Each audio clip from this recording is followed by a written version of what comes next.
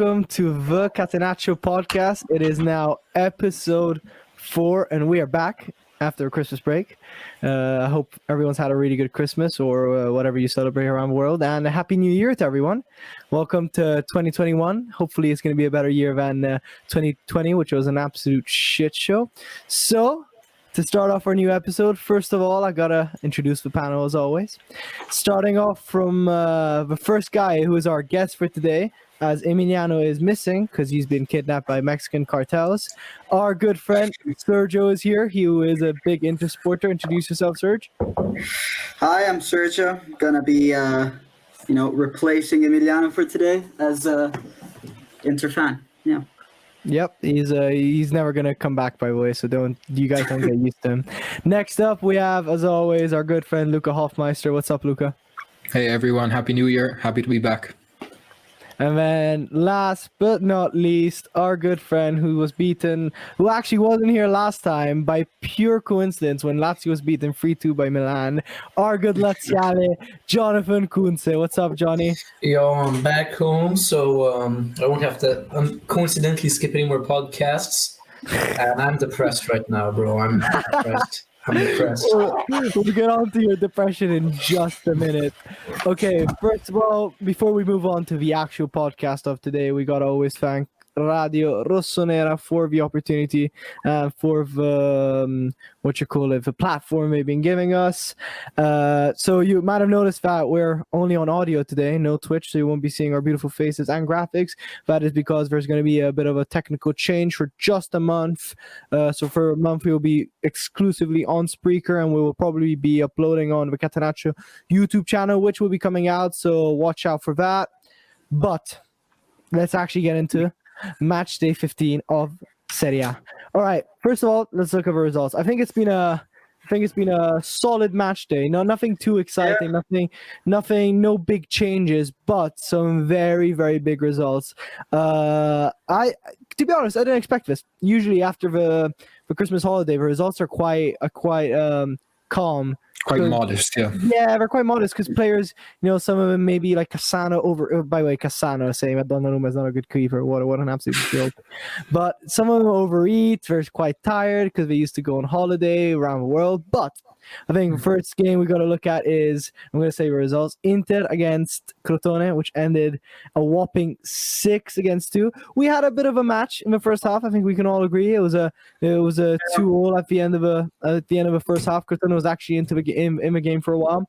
But then I think you guys will agree with me. Crotone at a certain point started conceding these very schoolboy error goals. I remember the second goal by Inter was literally I think Lukaku put a ball behind the defender, and some guy just Lautaro paced really easily behind him, something like that. Serge, do you want to give us a comment about Inter thrashing Crotone?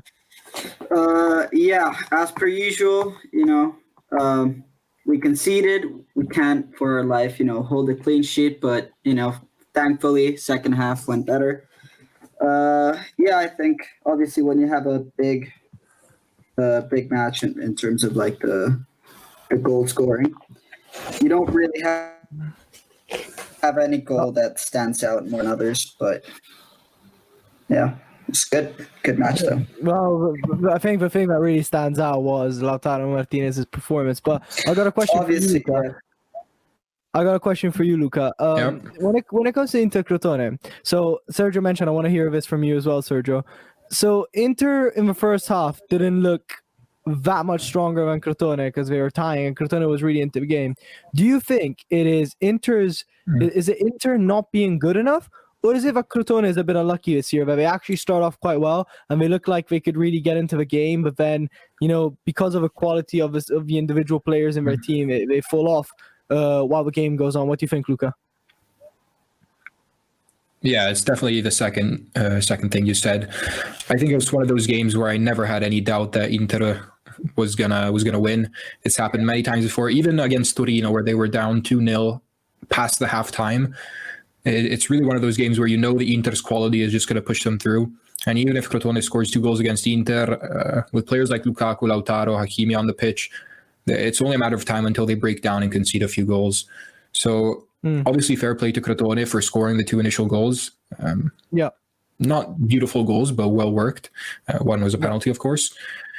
But yeah, Inter's quality just pushes through, and it's a result that was never in doubt, in my opinion. Sergio, what do you think? Yeah, I think obviously, I mean, from how we've seen Crotone play in general, like they just got promoted. You know, they're not going to be amazing the first year back, as most teams aren't.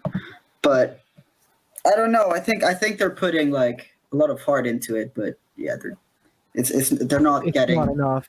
It's not enough, is it? It's not just being unlucky. They just don't have the quality that other teams have. But speaking of quality, I think there's a couple players that really need to get a mention. I think one above all has got to be Junior Messias. Johnny, you're as we all know, we always speak about how Lazio, when we got to buy players, they never want to spend that big money. Do you think Junior Messias could be a target for good old Lazio? Do you think? Yeah, definitely. Especially because we really need someone like Correa, and Correa's injured basically 3/4 of the time or half of the time. He's injured a lot, and he has those qualities, and he's pretty good. And we definitely need more options in attack. Because right now we have Muric, who so far is not working out at all. Like I don't know. Maybe he needs more time, but right now it's not working out, and we need results now before the season becomes a dumpster fire. Caicedo's okay, but you know, he's weird because he can't really start a game. He's more of A super sub. an impact sub, and then we don't really have any other options. Like we only have Immobile. You know, I think we really need another option in attack, and I think Junior Messias would definitely be a very interesting proposition. Okie dokie. Well, you know what it is as well, I think, about Junior Messias, which is incredible. I think it's his story as well. So apparently he played in every single one of the leagues in Italy. He started off from the lowest league, then went Serie C, Serie B, and now is in Serie A. And apparently he was working a second job just to pay to get to the training camp and actually train up. So that's very inspiring. All right, let's move on to the next games. The next one was an absolute joyride for people who have problems sleeping. Fiorentina against Bologna 0-0. I was watching like the Diretta Gol on Sky, which basically shows you all the games with the best actions live, and I think Luca was too. And I think I saw about 2 minutes of Fiorentina Bologna. It was like one highlight. Yeah. It was one of the most boring games, which is weird because honestly, I actually put money on a bet on Fiorentina winning. I thought after the Juve game, I thought they would have they would have livened it up a bit. They would have really shown something, especially against a team that always concedes like Bologna. And as always, really solid game, but not really. He doesn't really get that impact in, but yeah, it was a pretty stale game. And then speaking of stale teams, which actually impressed me, Parma against Torino. I was expecting the bore showdown of the year. Torino thrashing Parma 3-0 with also a goal by a player which I admire a lot, who I think is going to be a bright star in the future. His name is Wilfred Singo. Really young, just been thrown out there on the pitch, and he's been showing really what he's made of. Parma, I think it's time for Liverani to go, guys. I think if you lose 3-0 like that to basically one of the last teams in the league, I think you gotta go. And then in general, Parma just depressed me. I can't believe we've tied against them, and Inter as well. They tied against them. It's a depressing team. Yeah, Parma's one of those teams that we tied against, or did we lose against them last year? But yeah, they always get a result against us. Gervinho becomes God. Yeah. Oh wow. But Fiorentina Bologna, if we can go back to Fiorentina Bologna, I was really disappointed by Fiorentina in general. I've kind of believed in them throughout the season, more with Iachini previously than the fact that they got Prandelli disappointed me. But after winning against Juve, I thought they were gonna use that momentum to really climb the rankings, start playing a better style of football. And instead, they go play Bologna, who's one of the worst teams. Well, not one of the worst teams in the league, but they're definitely not doing well, and they have a stale draw. Really disappointing. I feel like Fiorentina has either had amazing games, like not just them playing well, just entertaining games, or just really, really boring. Yeah, also against Inter, even though they didn't get the result, it was impressive, right? Exactly. They still scored 3 goals. And yeah, you expect that at home against a team like Bologna, with the quality players they have, they're gonna eventually, get that 1-0, even if it's a stale match, but it just never comes. Yeah, I think also what it is about Fiorentina is, well, against at least the Inter game, I think they've been really let down by Ceccherini that game, but against a lot of these games that they've been really boring. I think it's just because the whole team seemed to not cooperate. I think the real thing that made the Juve win so incredible was how well the team worked. All those other games, it really looked like it was the first time they were on the pitch, like all of them, all 11 together. All right, moving on. Roma. I just wanted to make a comment. I don't know if you can agree with me here, but don't you feel that when you watch Fiorentina, you get some aspects of Milan 3-4 years ago, where you watch those games that you really hope we're going to score, but deep down that a goal isn't coming? Yeah, they remind me of, I don't know who I was telling the other day, they remind me of that year with when we had Montella, the year after we got Europa League, we clutched Europa League. We bought so many players, and you just see that the quality is there, because, when you got players like Ribéry, Castrovilli, Amrabat, I think is sick, Milenkovic, Dragowski, Pezzella, Biraghi could be really good. I know. Callejon even. Yeah, Callejon. Sergio doesn't think Biraghi is good because of Inter, but not a good experience. But, all those players on paper, like we used to have, should be playing well, but clearly we still need their time. But, a team like Fiorentina, especially with the investments they made, they can't afford to lose too much time and too many points.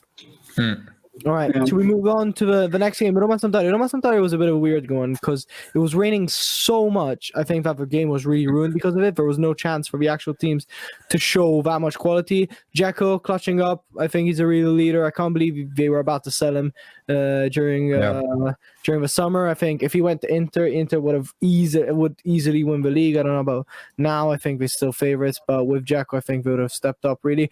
Special mention from Gonzalo Villar, who's having a solid he had a solid match in midfield, and then every time he's called up, he doesn't disappoint. He's still young. He's got the potential. He's growing every game. He's playing better. He's really good. He could be a good bargain for them. And we have. Do you think that he could take Pedro's place, not directly, but since Pellegrini can shift up, VR comes in, or do you think he's going to be on the bench? Yeah, you know what? I think. I don't know why, but I just feel like Pedro is a good player, but there's something not clicking between him and Fonseca. Whilst with someone like Mkhitaryan, who I think Mkhitaryan and Pedro on paper are both the same level as like the quality they bring, I might even say that Pedro has more. In some way, Mkhitaryan, probably because he's been there longer, has clicked much better with the team and has really found his comfort zone. Whilst Pedro is still, and especially after that red card, I think in terms of attitude, he wasn't very liked. And then, as you said, Pellegrini is having an absolute whale of a time up there. So Villar stepping into the midfield position with Veretout. And now, as soon as Zaniolo comes back, which is still late, there's a lot of competition up there. There's a lot of competition. Carles Perez don't want to get kicked back as well. So I think Pedro really needs to get the ball rolling, or he might end up at Lazio. No, just kidding. I think. What's up? Yeah, I think it's like, if you look at Mkhitaryan last year, like compared to this year, he was just like Pedro is now. Like he might just need some time. Yeah. But I think it's also one of those things where even if Villar is playing better, with the amount of money they pay Pedro, I think it would just be a waste to keep him on the bench. There must be some kind of spot back. Some kind of age thing as well. Yeah, but I think Villar does not need to worry. He will find playing time. And Definitely. All right, next game was, I think, personally, and we'll see in the predictions later, which I'm going to announce it now. I don't even want to talk about predictions because I think I got one right, and I didn't even get it completely right. I had an absolute shocker out of predictions, but I don't think anyone expected this. Atalanta against Sassuolo, 5-1. We're gonna analyze this better in the big games. Actually, let's have a good look now. I'll just bring up the slides for us. But Atalanta against Sassuolo, 5-1. So a brace by Zapata, a goal by Pessina, which he, I think before the game, he was like, I feel a goal coming. I think I'm gonna score next game. And he was a replacement for Papu Gomez. So careful, because if especially like someone like Pessina gets a ball rolling and shows that Papu Gomez is not indispensable or not crucial for Atalanta, I think this might be the time he goes. And then goes in, back to his favorite thing, scoring goals. Muriel, there's I don't know who it was, a famous journalist in Italy said, even if he's at the beach, you gotta play Muriel at some point of a game. He will score. Even if he's at the beach and he shows up in flip flops of a stadium, he just puts his boots on and he's gonna score. But then this is now what I want to talk about: Sassuolo against the big teams. What is going on? I thought Sassuolo was meant to be this new Leicester in Italy, this Ajax style team that was impressing everyone. And after especially the Napoli game, where they won 2-0 away at what is now called Diego Armando Maradona, we all thought, what the hell, these guys are coming up. What's happening now? And then they just stopped. I think their problem is they're way too offensive as a team. And, against big teams, you get exposed a lot harder because we have much more quality players in attack and they can defend better. So, like, if you take a counter-attack from Atalanta, it's different to a counter-attack from, let's say, Benevento, or, it's an extreme example, but it's what I mean. Like, one of the reasons why the good teams are so good is because they punish mistakes better. I think that's a thing in football. Yeah. That's for sure. I think the game we'll talk about it later about Milan, but I think the Milan game is also a very good example of how big teams really use their few chances if they have few, rather than smaller teams. But I thought Sassuolo was becoming a bigger team. What do you think is going on, Luca? Well, I never expected them to be top four, not even really Europa League. There's too many good teams this year, and I do think they play very well. But when it comes to those head-to-head matches, aside from the one against Napoli, who else did they play against? They lost against us 2-1, but it was never really in doubt. Yep. Inter absolutely destroyed them 3-0. Yeah. Well, of course, they lost to Atalanta 5-1. At a certain point, I think the excuse was that they didn't have Caputo, but now they don't even have that. So yeah, exactly. And also, they won it at Napoli without any of their big players. Yeah. So I don't know. I just think I don't see it as a problem, right? I don't think that there's probably 5 teams a year who concede 5 goals to Atalanta, so I wouldn't say it's a massive deal. They're still on a great track, and I just don't think we should expect them to always get results against big teams. Yeah, so they were overhyped. They were overhyped. Yeah, what's up, Sergio? Atalanta always has that one game where they completely destroy even big teams. Every year, even against us, they did that. Yeah, Atalanta's a great team, but then there's those moments where they really click, and then they become unstoppable. Yeah.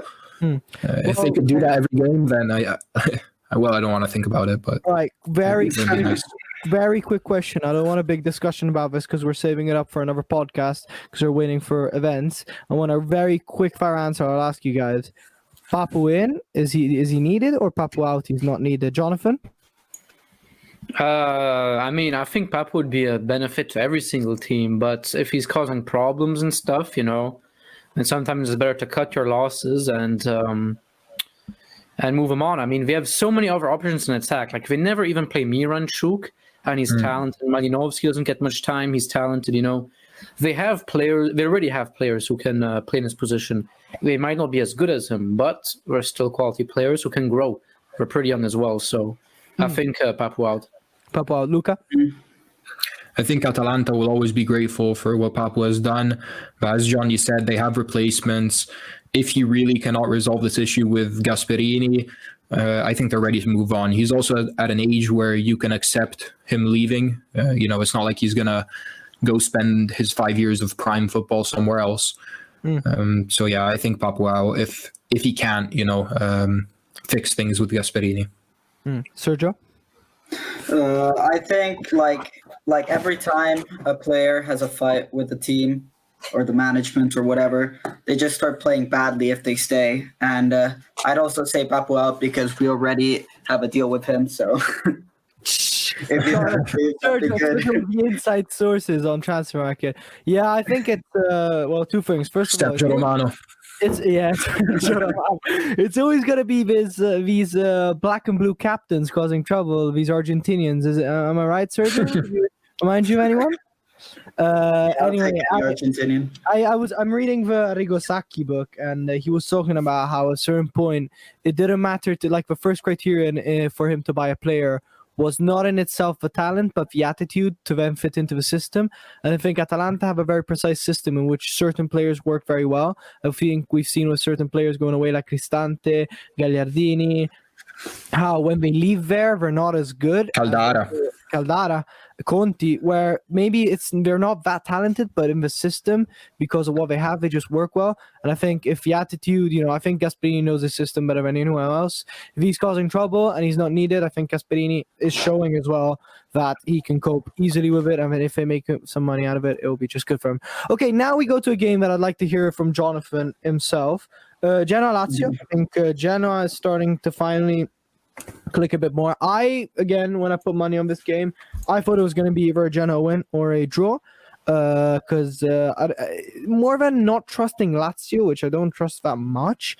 I took a couple factors in of the fact that Genoa started really getting the ball rolling. Destra all of a sudden has become this really good player out of the blue, who too late in his career, and also because Genoa, the pitch is a bit mucky. I just was expecting this kind of game. I was expecting maybe Genoa to actually steal it in the last second. But Jonathan, you watched the game properly. What do you think? Yeah. What is your opinion? Essentially, the first half of the game, we didn't let them play. They never got into our half. We were streamrolling them. We missed a lot of chances. Second half was similar for the start. And then I don't know what happened, bro. Our players started getting tired. Genoa started making ground, actually playing. And then eventually did a crazy counterattack. This Shumarodov guy, this guy we bought from Russia. Yeah. I don't know. This guy is actually so skillful. He dribbled two players, gave a perfect pass to Destra in front of the goal, 1-1. And then, he almost scored a second as well, Shomurodov. Another beautiful play, right? That he turned one of the defenders and sent it barely wide. This guy is good. We missed our chances, and then Genoa took the game over, and it was GG. Yeah, Johnny, I know that you're personally a big critic of Immobile. While I personally really like him, I think it's one of those situations where I can see why you get annoyed at him. I think it was in the first half. He was through on goal, kind of had a shot on the half volley and just sent it flying into the stands. He hits that on target, it's 2-0 and the game's over pretty much. No, I think Immobile, I think last year he was pretty overrated, but this year he's actually good. Recently he's actually been playing really well. And so I feel bad for criticizing him. But my criticism of him was not that we have better players in the team, but that I think we should sell him because his value was so high and I think we could have really improved the team. But this year, he's showing me the Immobile of 2017-2018, who was a real demon. Yeah. And so I wouldn't get rid of him right now. He looks like he's really, his head is always really into the game. I don't know why. He always looks really concentrated. I don't know. He gave me a bit of a jokey vibe in the years before. He was enjoying the game. Now I think he's working hard. I think that's a vibe I'm getting off of him. He's really getting into the leadership position. All right, next game. I think he scored. What's up? No, I was just saying he scored a really large amount of great goals this year. I think he's had 5 world-class goals against us. A couple good headers. He's been scoring beautiful goals, not just a lot of goals. Yep, that's for sure. All right, next game we have Cagliari against Napoli, which was on paper meant to be a quite an equal and good game. At the start, it was pretty equal. I think Cagliari was really closing down on themselves, and Napoli was just taking shots from outside. But then this was one of the other big games we wanted to analyze. But then Zielinski, Piotr decided that he was gonna take out his gun instead of that right foot of his, scoring 2 absolute bangers, one better than the other. So, actually, he scored first, and then João Pedro got quite a good goal in as an equalizer. But then after that, I think Napoli started running a bit of riot. He scored again. Zielinski, Lico Gianni's got a red card. Lozano scored a tap in, basically from really close by. And then Insigne just sealed the records off. He shut it off with a goal in the last second. Insigne, I think, lately, especially with all the absentees that Napoli has been having, has really been stepping up into the leader and the carry position. I have in my personal fantasy football, so I know and I see his grades. They're quite good, and in general, I think finally he's really carrying the team with him. I think before it was more Mertens doing that. Now it's him, because if you think about it, the absentees are a lot. Mertens is not there. Osimhen is not there.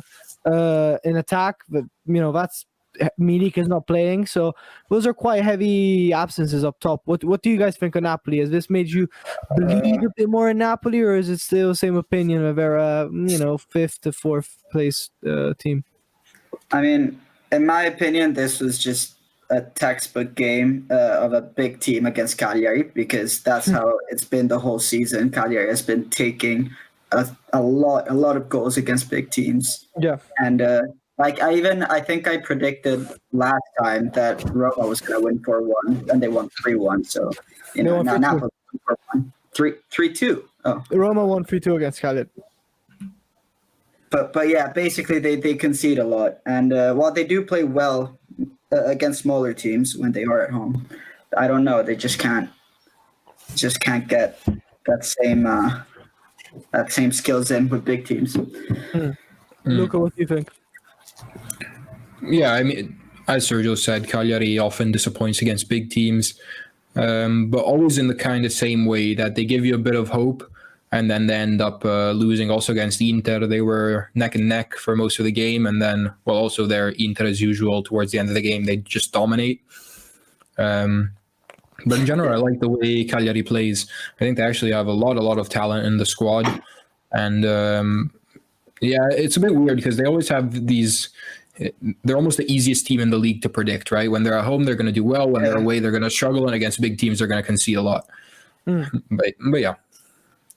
Yeah. What about you, Jonathan? What do you think about Napoli? Yeah, I don't know. I think Napoli always had a really good team on paper, but they're so weird, man. Like they're wildly inconsistent. I don't know why, because Gattuso's been with them for 2 years now. Yeah, one Even and a half, more, right? basically. Yeah. Yeah, like he's been there for a long time, and we're still so inconsistent. I don't get it, man. Like I thought this would be a hard game for them. Cagliari away, and they just steamrolled them. So I really don't know. Yeah, and they struggle against Torino at home. All right. Well, let's move on to the next game, which is Spezia against Verona. There's not much to say about this game. I saw it. I think one of the most interesting things about this game was the fact that Spezia went back into their stadium, but the one goal that was there was an incredible goal by, I think, is someone who's an incredible player with a lot of potential. I really want to see him at the next Euros. Mattia Zaccagni is really showing that he's not just a little spark that happens every once in a while. He's carrying the team. He's a true leader. He's up there with Miguel Veloso in terms of leadership and carrying this Verona team, which is always impressing me even more. Poor Spezia. I was expecting Spezia to do better at home, I think, because this was one of the matches where they could really impress one of his team, those points. But yeah, not much to say. What did you guys think? Actually, I actually had a question from before as well, but we might as well ditch it. But actually, let's do both. Okay, let's do both. I'll do both questions now. It's a quick fire round again. Okay, the first one is Nainggolan. Will he do well? Yes or no? Quickly, Sergio. Wait, where? Nainggolan. Yeah. Will he pop? I don't know if he'll pop. He'll do well. He'll do like he did last time he went to Cagliari. He'll do well, but not decent. Yeah, just decent. Yeah. Luca, yes or no? If I can give a bit of a longer answer, it depends what kind of formation they play. Because with the 4-2-3-1 they're using now, it's true, mate. If he plays in João Pedro's role, which he's not gonna, because João Pedro's better than him. Yep. Then he's gonna be a deep lying playmaker alongside either Mari and Hernandez. And in that role, I think he'll do well, but not great. So it depends if they change formation, maybe. But in general, he will be solid. Yeah. Jonathan, do you see Nainggolan popping? I don't know, man. I think so. Nainggolan is weird. Whenever he's comfortable, I think, even in Inter, I think if he was given a proper chance, he would do well. I think it's He's a good player. The fact that Di Francesco is his manager and he used to be really good at Di Francesco. Maybe physically he might not be there, but I think mentally he'll be much more motivated. But then the next question leads on to this player, Zaccagni. Should he move or should he stay? Do you reckon he could do well at a big team? I think Milan apparently has just offered Verona some money. I don't know how much for Zaccagni. Do you think it's still too early to tell? Let's go the other way around. Jonathan, what do you think? Well, I heard Lazio offered some money for him, and I hope they take it. We already gave up Kumbulla from Verona. I hope we don't give up Zaccagni too. I think he's really talented. Sure, you could say half a season wonder, but some of the stuff he does, you can tell he has technique. Like often when people are one season wonders, it's more like for scoring, a lot of goals, but how you say, like sometimes you don't really see it, like Piontek, you don't really see the technique, right? So it could be anything. Faraoni. Yeah, exactly. But with with this guy, you see his technique, you see he knows how to play football, and that's what counts. So yeah, what an overhead! What an overhead! Yeah, so I definitely think he's going to move team for sure. Probably this summer. I don't think Verona will let him go. Yeah, I heard Fabrizio Romano speaking today on Sky. He said that Verona has absolutely no intention of letting him go. So I think it would take a big offer for him to move. But do you think he could do well at a big team, Luca? I think he could do well at a big team. I want to go back to what you said before about seeing him at the Euros. I wouldn't go that far already because, we've seen him play for 15 games. I wouldn't put him ahead of players like Zaniolo, Insigne, Lorenzo Pellegrini. There's still a lot to see. I don't even know if he's going to get called up to the Euros. It wouldn't surprise me if he didn't. Okay, fair enough. What about you, Sergio? What do you think? Yeah, as I said, I think, as Johnny said, yeah, he does show a bit more skill than those one-season wonders that we usually see, but yeah, I think it's too early to say because it's not even been like half a season. All right, jeez, okay. Am I the only one who's really happy for the kid just because he's a No, I'm happy for him, but we can't already be talking about euros and 30 million euro transfers. I've got to be honest, I get too excited too early about players, and then I get really disappointed. Especially because he's in your fantasy football team. Yeah, exactly. We should get Emiliano back on the podcast because he's very depressed realist. All right, let's finish off these games really quick because we have some stuff on our agenda again. The first one is Benevento against Milan. Milan winning 2-0 in 10 men with a red card to Tonali.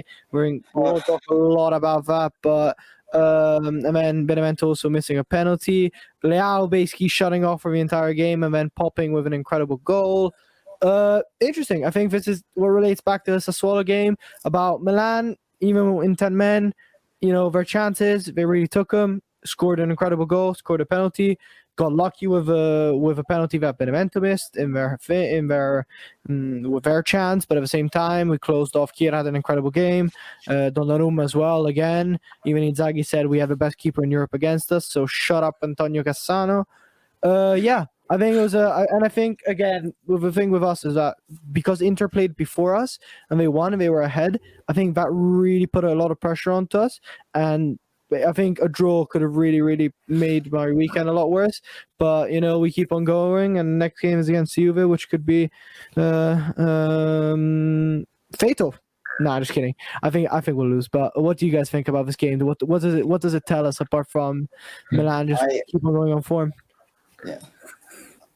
Sergio, what's up? Okay, so I think this game was really, really weird to me because even before Milan was playing in 10, they weren't showing that much quality compared to most Milan games this season. Benevento was playing really well, and then in 10, they still managed to win 2-0. So, yeah, I think Benevento just got unlucky, but Milan had a really solid defense. Obviously, Donnarumma was really good. So, yeah, fair play. Luca? I'll start with my thoughts quickly just by saying that since the start of our streak of victories, when Ibra came, I think this is probably the game that's impressed me the most, aside from the huge wins against Juve, Inter. But in terms of a performance and a result that years ago would have been completely impossible, right? 2-3 years ago, a game like this would have ended with a victory for Benevento or a tie. Winning 2-0 in 10 men, suffering the whole game, really, and not having that many chances really was impressive to me, and I'm incredibly happy with a win like that. Jonathan, what do you think? Dude, only props to Milan. They're looking good. It's weird because you see their team and you think Inter and Juve are so much better. But Milan keeps on getting the job done. They don't lose, and they also do well in the big games. So I don't know. I can't criticize them. They're doing well, but I still think Inter's going to win the league. I said this in the first podcast, I think. Before, when Inter was struggling, I said once Conte starts winning, he doesn't stop. And look at them now; they have like a 9 or 8 game win streak. Yeah, Sergio. I think, by the way, it's no coincidence that Kier is back and we don't concede. I think obviously Donnarumma is one of the main reasons, but I think Kier, as on the pitch, is our defensive Ibra, the man of lead. I think if it wasn't because of official rules, Kier would be the AC Milan captain, not Romagnoli, because he's the true leader of his team. All right, let's move on to the last game. Juventus against Udinese. Juventus had to really... I don't know about that. You don't think Kier is I think he's the biggest leader in the AC Milan roster. He's the defensive leader, but I think just because you see him on TV yelling more, like, I don't think we should downgrade Romagnoli. I think he's more of a silent leader. He leads by example. I think it's a good partnership, definitely. But, Romagnoli's been our captain for, 3 years, 4 years? Yeah, for sure. I think he has a very important role in the locker room.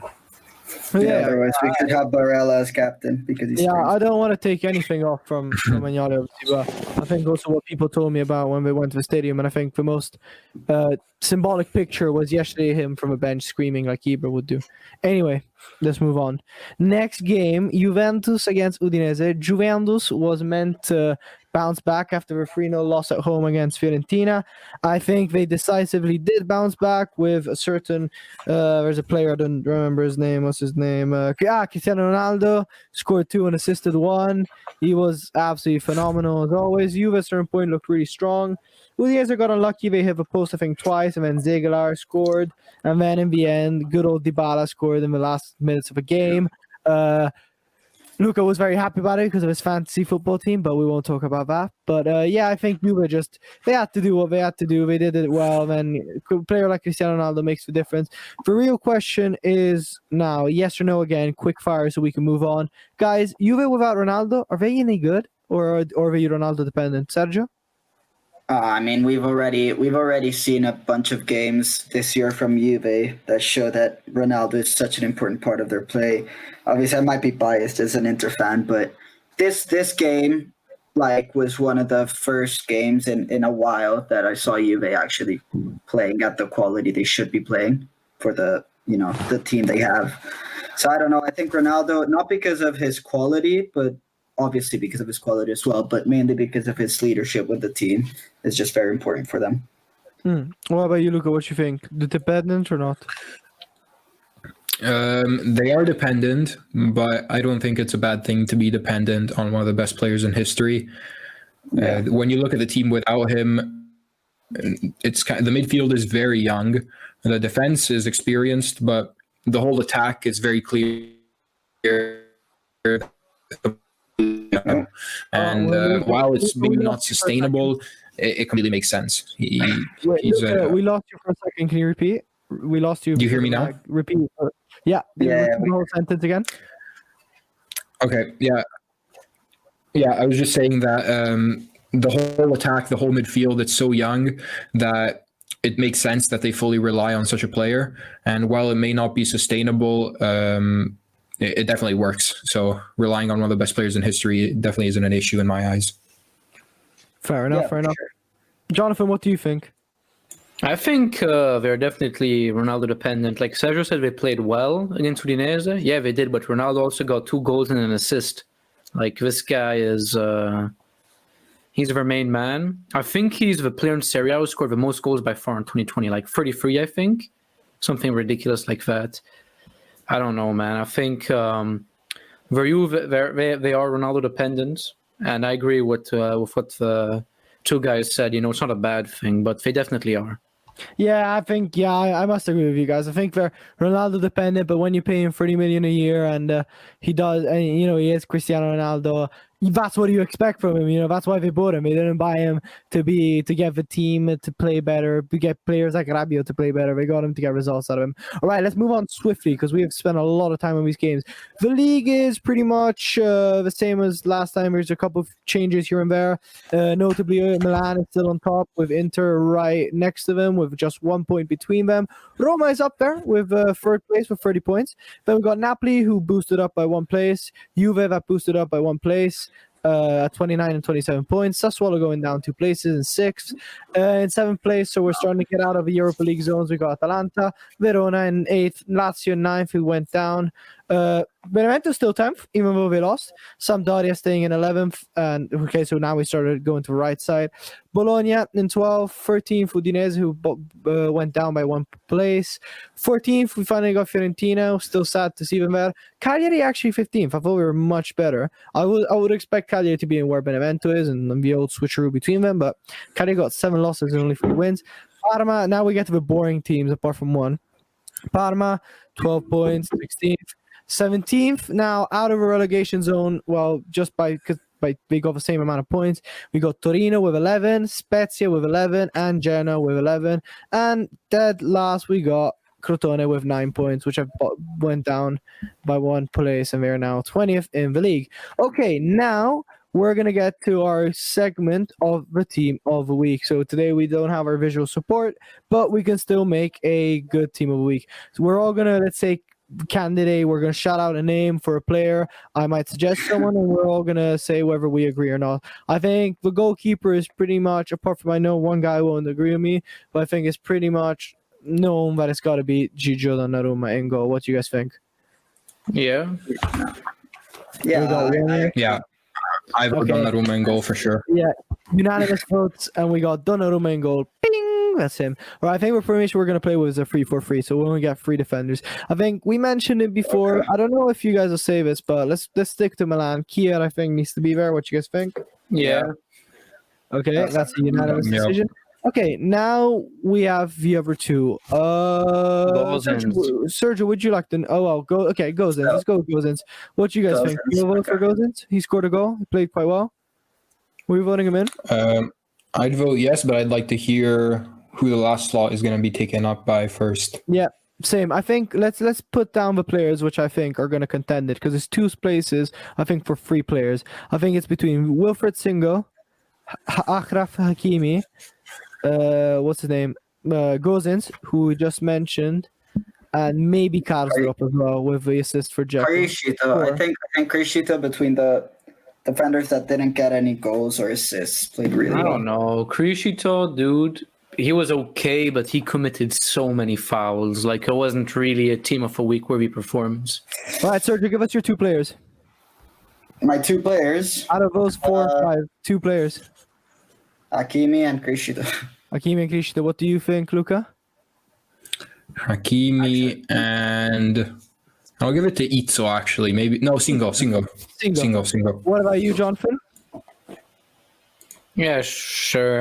Hakimi and Singo, I agree with. Yeah, I gotta agree. So the back line is Kier, Singo, and Hakimi, who all 3 had pretty good games. To Hakimi and Singo scoring. Right, midfield. I think this one's gotta be unanimous. Zielinski with a brace has to be up there. Yeah. All right, 2 bangers as well. Yeah, definitely.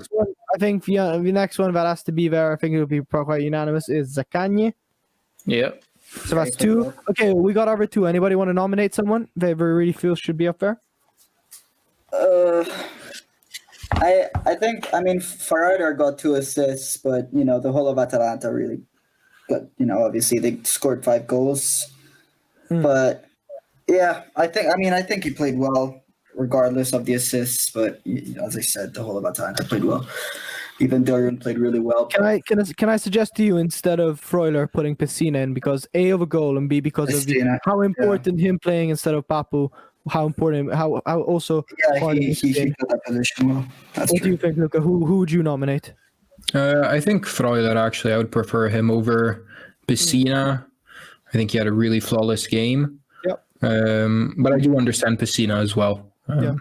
Jonathan, pretty crucial vote from you. Yeah, I agree with you guys, but I'd like to suggest, although nobody would accept, Aaron Ramsey, who finally had a good game this season. Yeah, But, actually, Aaron Ramsey's a good show. Yeah. So, do you guys want to go for Freuler and Ramsey?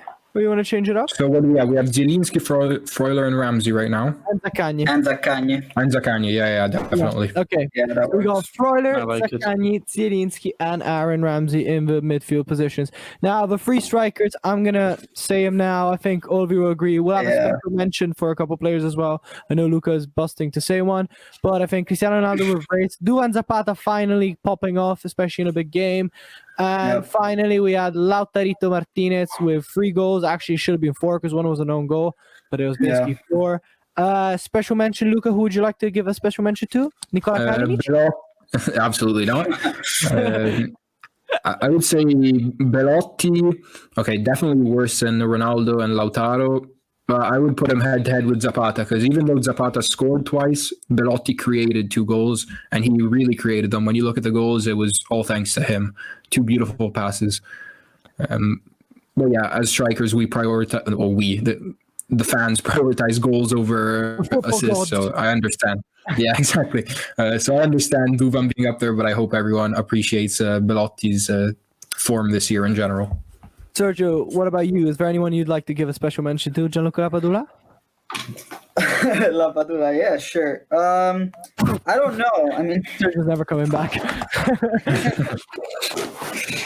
I anyone in don't mind? know. I think Lukaku could get a mention as well. He's just devastating. He's really good. Obviously he played well, but it's another one of those like Atalanta where there's just too many players that played well to really say that. Jonathan, do you have anyone special in your heart that you want to mention?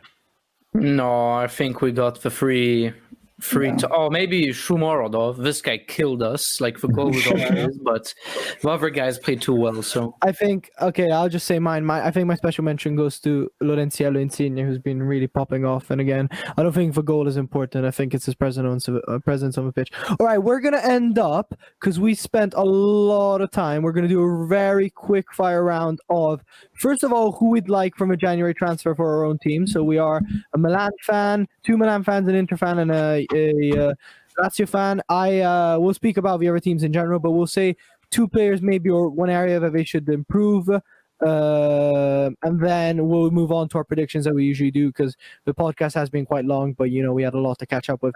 All right, Sergio, you first of all, we should go to you. So tell us where Inter should improve, and maybe 2 dream names or someone who you'd think would be perfect right now to get you where you're supposed to be or your objectives.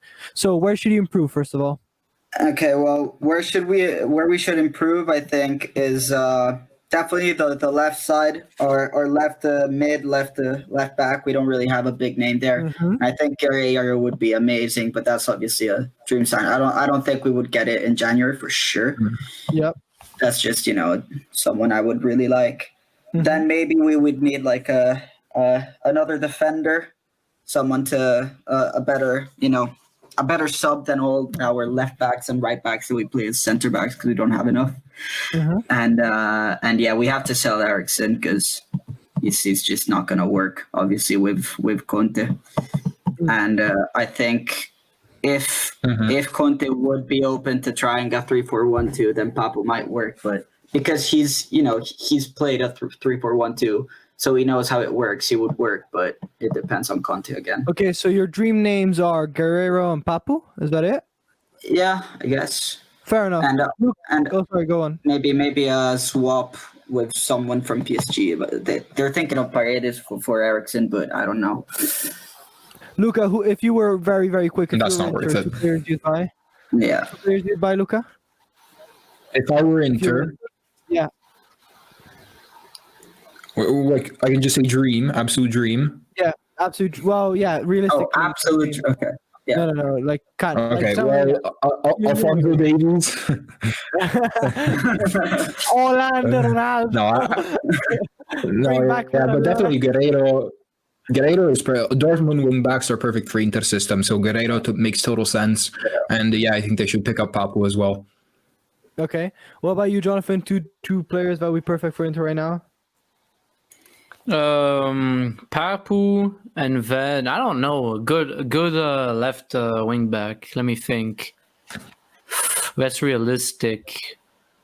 Maybe Reguilon, but it would be a big investment. Yeah, I've actually got two very realistic ones. I think Papu, I think Di Marco should get a shot back, and I think they should get a striker in someone like Giroud. I think would be quite good, or someone like maybe going for Gervinho, but Gervinho is too old. I forgot All about right, that. We did. should we move on, Luca? What about you? Where does Milan need to improve on your two dream signings, realistic or not? Wherever Okay, you want. well, Milan with transfers is a bit peculiar right now because I can't really give dream names because I know Maldini and Massara are looking for young, talented players who maybe I don't even know. So right now I've heard that we're looking at a center mid from Toulouse, Kone, Simakan. and defender Simakan, exactly. Yeah. So I'd say those two. Avviso di pubblicità comparativa diretta. Credi davvero che non esista miglior crossover di Nissan Qashqai? Ti sbagli. Nuovo Qashqai Tech. Il Qashqai che è più di un Qashqai. Il massimo dello stile, il meglio della tecnologia. A gennaio Tech Start con finiture nere, cerchi da 19 black, integrazione smartphone, frenata assistita e retrocamera con sensori. Tuo con eco incentivo a tasso zero, anticipo zero e valore futuro garantito. TAN 0, TAG 0 e 86 con finanziamento iBuy salvo approvazione Nissan finanziaria. Info su nissan.it. I mean, because I just trust Maldini. And if I had to add another name, I would say Zaccagni because we don't have a real sub to Çalhanoğlu. Because when we've seen Diaz play in that role, I don't think he's done well. So, yeah. Johnny, who would you buy if you're in Milan? Two dream names. For Milan, honestly, I have no idea. I'd leave it to you guys. Like, I think your team is pretty good. I don't really think you need many January. I think you need a striker. You other really than need a that- striker. Any striker you'd just shoot a name from Serie A that you'd steal from another team realistically? Scamacca? I mean, I'd say the goat Keita Balde, but Okay, what an absolute clown. I think he's really good. But you know, Yeah. You can have Pinamonti if you want. No. Sergio, who would you buy if you're in Milan? I don't know. As I said, you can have Pinamonti. You want an absolute bastard. Nah, come on, give me two names. I don't know. As Johnny said, like I do agree about the attack, but I really have no idea. I'll shoot two names then. I think my dream names right now would be Singo as a substitute right back. I think especially I know Calabria is playing really well, but especially when Calabria will be out with Europa League and stuff and he might get tired. I think Conti and the others are not worth it, but obviously that's a bit of a dream. Yeah, I'd go for I think I've got to agree. I think I'd go for Kabak. I really like him as a centre back. Obviously I'm biased. I'm Turkish. And then I think in attack we're fine. I think we need a new centre mid. I get one of those young guys of like Kone that apparently was mentioned, but I don't know him very well. If I had to buy someone that I personally know right now, I think the dream would be someone like Veretout, but we can't afford him, and he's not really in our let's say system of transfers. He's not in that the philosophy that we're taking. Yeah, I don't really have anyone in really mind. Obviously, maybe Milinkovic Savic, but that's really the dream. Actually, I'll give you one, but it's really stupid. Khedira. I'd get Khedira on a free, but he's really old. No, oh my God, no. I get Khedira. I'd honestly get. Oh my God, no. Yeah, he is old. I am stupid, but I get Khedira. All right, Jonathan. Let's Old, high salary, slow. Please no. I want to get to you, Jonathan, because I really want to get to the predictions quickly. Tell us quickly, what does Lazio need apart from an entire new team and a new plane, a new president, a new stadium? how many players can you do? Only two? 2, because we don't have time for 11. Well, we definitely need a left wing back, and apparently we're talking to Zinchenko. Yes, please. Yes, please. And then I think we need a left center back. Yep. Yeah. Lovato? That'll be a shout. Yeah, he's cheap as well. So actually, that's perfect. Yeah, Ooh, give us than one Lovato and center back. Zinchenko, and 4th place is coming. Easy. I love the excitement. All right, Sergio, do you have anyone in mind if you're Lazio? I don't know about someone in mind specifically, but I need probably 2 defenders, not even just one central defender. Yeah, we play with Radu at the back. Yeah. Arado and Patrick. What about you, Luca? Who would you buy if you're Lazio? Okay, sorry guys. I think Luca froze completely. If I personally were Lazio, I would buy Scamacca. I think Scamacca, especially because he might be going out. I think he could be a solution for the fourth striker in case we need anyone. I think no one is looking at the Udinese defenders. I think Udinese really need to get a shot. I think Bonifazi and Nuiting could really do something kind of good at a team like Lazio. All right, we're going to move on to the predictions while Luca reconnects because we currently lost him, guys. Predictions, as always, the rules are quite simple. We're going to go and give the exact result of a game. Based on how the game goes, then we'll get the point system, which works in the following way. If you get the exact results, you get 3 points. If you get the match end correct, you get 1 point. If you get nothing right, you get 0 points, which is basically what I did last week. So last week, you guys can't see what our predictions were because we don't have the graphic help to show you. But I predicted, I'll talk about mine and I'll talk about the others. We all predicted Inter to win. Amy and Luca predicted 3 goals by Inter. Me and Jonathan and the chat predicted 4 goals. They actually scored 6. And then for the Atalanta Sassuolo game, I predicted Sassuolo to win. Jonathan and the chat predicted a draw. Luca and Emiliano predicted a win. Amy saying 3-2 and Luca saying 2-1. No one expected that result. Then Cagliari-Napoli, Luca predicted a Napoli win, and so did Emiliano, both by 2-1. Jonathan predicted a Cagliari win. Jonathan in the chat. Jonathan wasn't there, so he was represented by the chat. Sorry about that. I forgot for a second. I predicted a draw. Yeah, exactly. Stop trying to frame me here. What's going on? Then, incredibly, both Luca and I said 2-0 for Fiorentina, which, oh, sorry, guys. I just realized you guys couldn't see it. Okay, sorry. As I was saying, I was helping the old panel here. Luca and I both predicted a Fiorentina win by 2-0, but it actually ended 0-0. Amy got the draw right because he got 1-0, but then chat said 0-0 and got that right. Yippee for chat. Genoa against Lazio. Luca, Jonathan, and the chat predicted a win. Chat and Emiliano predicted 3-1. Luca predicted 2-1. I predicted 2-1 to Genoa, so no one got that right because they ended 1-0. And then Parma against Torino. Luca predicted a win for Torino, so did chat. They got that right, but chat said 2-1 and Luca said 0-1. So they got that wrong. I predicted a draw, and then Emiliano predicted a win for Parma. And then moving on to Roma against Sampdoria. Both chat, Amy, and Luca predicted a win. I predicted a draw, and that didn't go well. And then Spezia against Verona. Luca got it right. Luca said 0-1. And yes, sir. Emiliano and chat also got it right by saying the win. I said 1-0. And then Benevento against Milan. Luca said 0-2 to Milan and got that completely right. Emiliano said 0-4. Didn't get that right. He got the win right. And then the chat said 2-1. Didn't get that right. I got 1-0. So we all got the win, but we didn't get all the exact result apart from someone called Luca. And then 4-0 to Juventus, Luca said, which he got wrong by 1 goal to Udinese. I said 2-1 to Juventus, and so did chat. So we got the win right.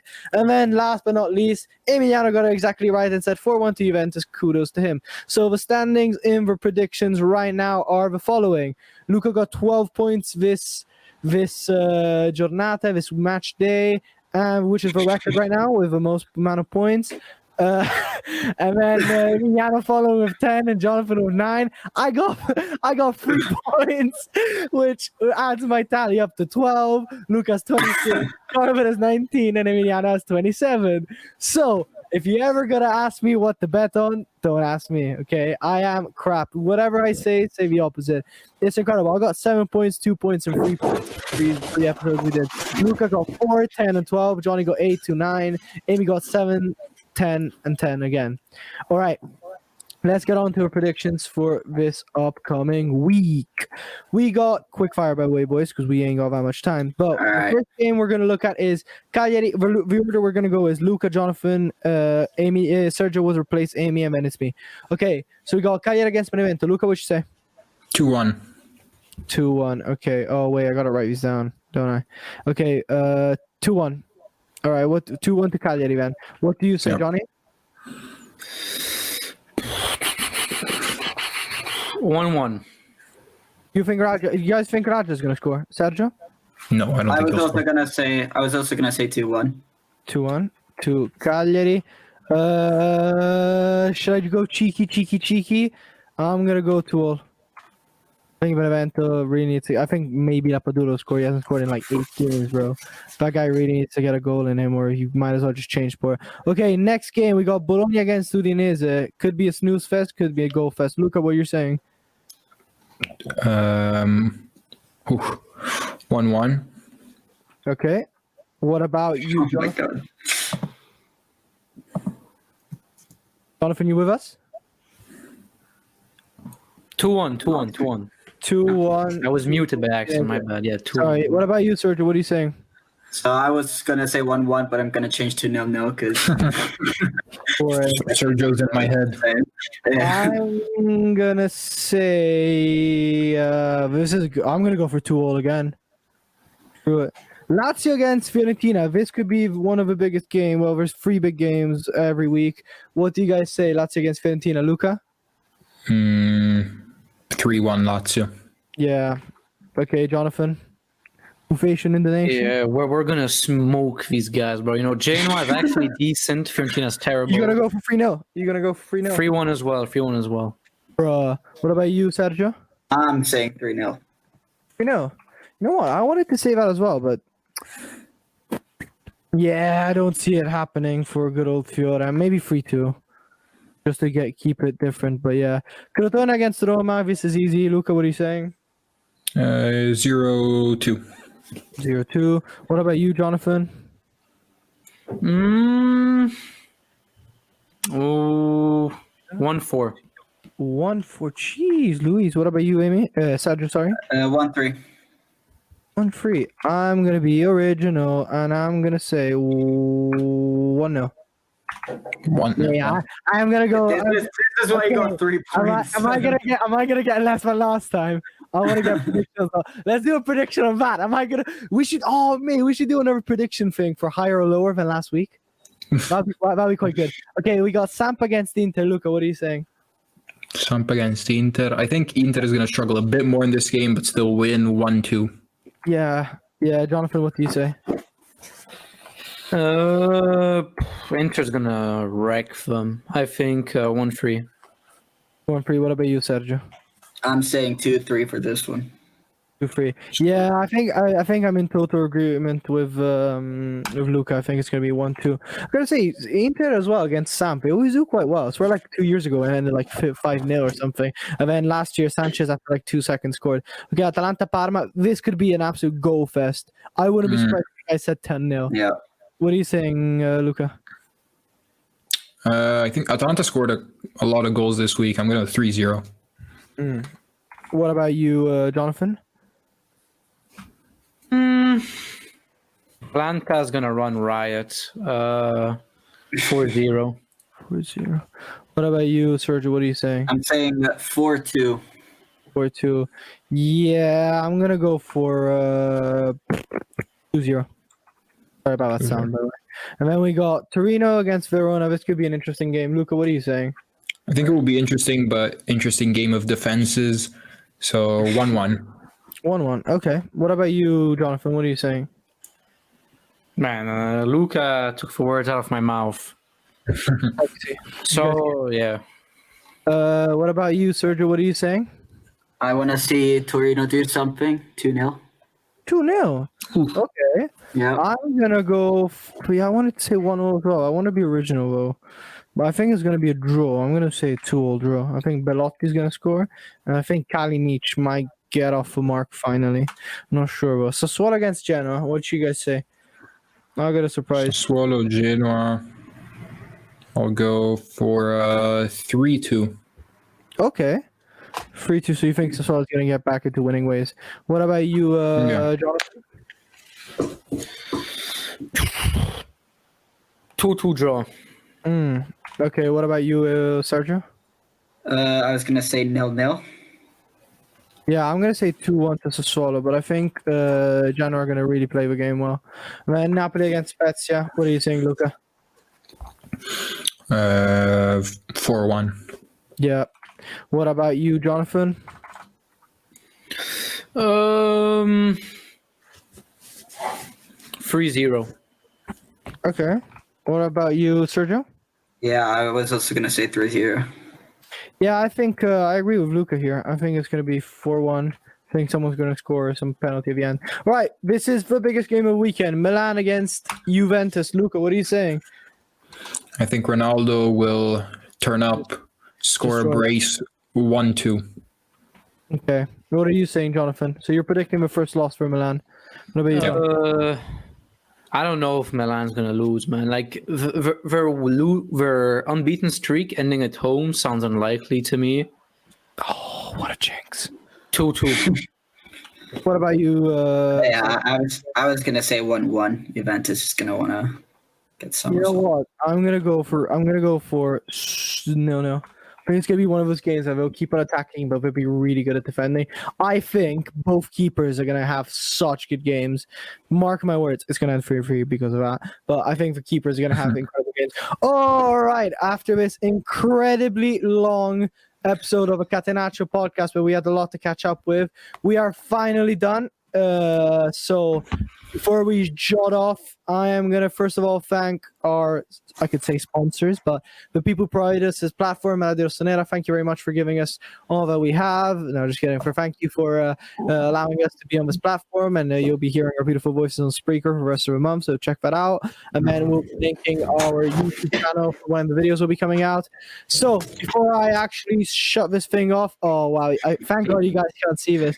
Luca Hofmeister is now naked and has a Theo Hernandez shirt on. Thank God there's no video. I am fully clothed. Fully clothed. Yeah, this is the beauty of just podcast. All right, we have to go. So let's thank the people who have been on our panel today. First of all, our guest, a round of applause for Sergio, who's been debuting, and what an absolute legend. Good job, Sergio. Emiliano, you are not missed, and no one will ever miss you. He's never coming back. No, just kidding. We miss you, Amy, as well. Thank you, Sergio, for being He's doing good work for the Sinaloa cartel right now. We're still getting banned. And then the next guy we're going to thank is good old Jonathan, who is back in his house and is back on the podcast after Lazio lost last time. And this time, guess what's going to happen next time? Jonathan, say bye. Bye, guys. Cute. And then, not last, but one of the last, Luca, my good friend. You can say bye. Bye, everyone. Thanks for listening. Man, we're going to be depressed after we lose against Juve. I feel like we're going to lose against Juve. And then I have been your host for today. I am Ale. It's been an absolute pleasure. It's a shame it wasn't live this time and it won't be live for a while. I really want to see your comments. But do drop us comments below about predictions and what you think about the podcast. If it's insults, the better, especially towards Sergio. Thank you very much. This has been the Catenaccio Podcast. Bye-bye. Bye-bye. See you next week. Bye, everyone.